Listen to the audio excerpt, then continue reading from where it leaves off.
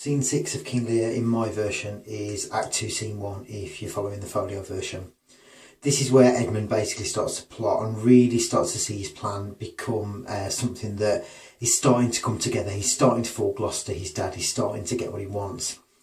In terms of Shakespearean dramatic structure, we get this sense of rising action going on in Act 2, this sense of it building up, I guess, a little bit, that these old patriarchs are starting to slip, that Lear and Gloucester are starting to lose their power, and that Edmond and that Regan and Goneril are starting to sort of gain that power before we get that cathartic ending where a lot of these bad characters are sort of killed off. We get on about line 10, Curran, who is only really in this scene, not a major character. In some ways it's slightly odd that he's been given a name, but he asks Edmund, have you not heard of no likely wars twixt the two Dukes of Cornwall and Albany? Basically this idea that of the two husbands, the husband of Regan and the husband of Goneril, not going to be sort of fighting and battling here over the power that's coming, because if Lear's daughters have had the kingdom split between them, are the brothers not going to want to get involved and fight them off and try and stake their claim to have the biggest share of the country? It's a tiny little line, but it sets up that duality, I think, that we get between the two husbands, really, between Cornwall and Albany, that carries on then throughout the play. Cornwall, who is sort of rotten to the core and as bad as his wife, and then Albany, the new kind of man, I guess, the one who's already been described as having milky gentleness, who is far more feminine in many ways, and he's able to sort of reconcile the quietness and the expected silence of women with the overly patriarchal, overly aggressive sort of nature of men. Albany's almost that ideal compromise. And then what we get here is Edgar entering and Edmund again starting to pull the strings. So bet line 25, he asks Edgar, have you nothing said upon his part against the Duke of Albany? Advise you. So again, he's asking here, he's trying to sort of find out here. Edmund's basically trying to suggest that he could have spoken for Albany or Cornwall, he could have spoken against them. He's basically sort of pulling those strings, and we get this sort of foreshadowing what happens later with Edmund playing the two sisters off against each other. He's using this likely tension between the husbands of Regan and Goneril to sort of get what he wants as he does throughout the play. And then he basically persuades Edgar to go. And what we get is on about line 32-ish, when Edgar exits, Edmund says, some blood drawn on me would beget opinion of my more fierce endeavour. So basically he deliberately cuts himself so that Gloucester comes in and sees him bleeding, so that he can tell his dad, look, Edgar did this, Edgar's harmed me, Edgar's wounded me in battle. I think that's also symbolic. I think the fact that Edmund's blood is coming back to haunt Gloucester and Edgar is really important, because we get that sense that he's the bastard child at the start of this scene. Again, it's enter Edmund the bastard.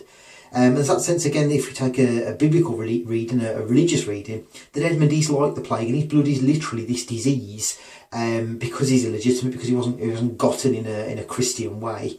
That his blood actually is this sort of plague coming back to haunt them, and it literally is used here to frame Edgar and fool Gloucester.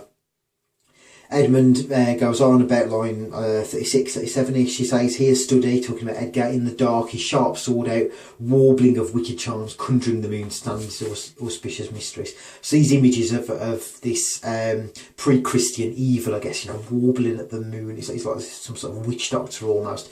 That's the role that Edgar is painted, by Edmund. And again, we get this sense that Edmund is using this unnatural world. I think it's Commode who talks about, the unnaturalness of the world in Lear.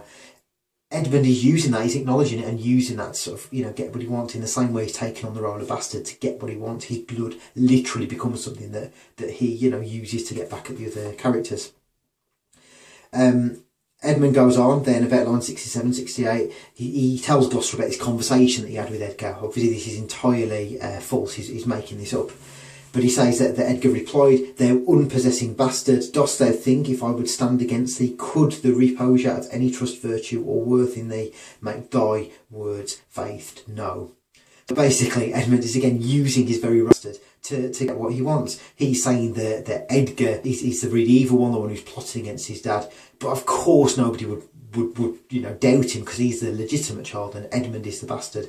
Again, Edmund is using his role as the bastard to get what he wants. He's using that as part of his arsenal, I guess, against Edgar. He frames Edgar as this legitimate child who's using that to get what he wants, but really it's the other way around. Shakespeare's showing Edmund being given a stock role, but actually doing more with that. He's using that role. He's almost directing the play at this point.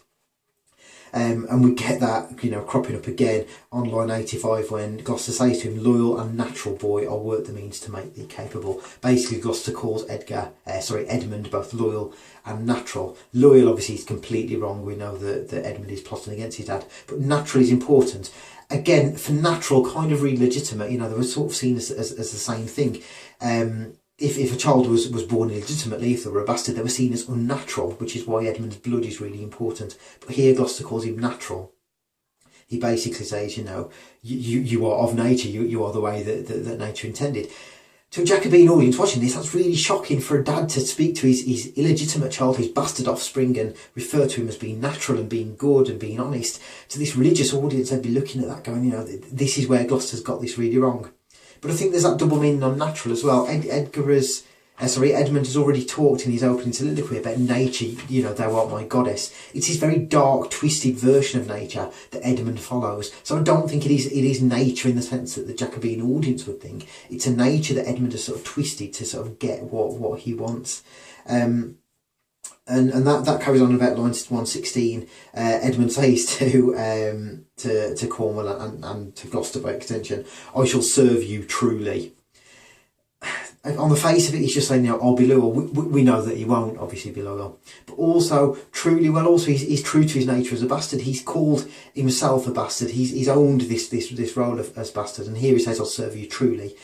I think we get this sense that he's true to his role as bastard, and Shakespeare does that with Goneril and Regan as well.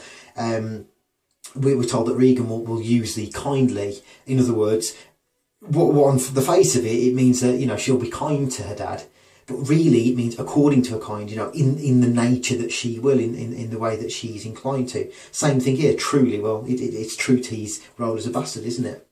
And then Regan chips in about line 119, says this out of season, threatening, dark-eyed night. So again, we get the sense that this is a pre-Christian era. Things aren't quite right, things aren't quite natural. So when Gloucester's calling Edmund a natural boy, we get the sense that natural has sort of changed its meaning. Shakespeare's given us this world where nature is almost turning against itself. There are things in this play that are unnatural. We get a cathartic ending, but we also get Cordelia being killed for no good reason.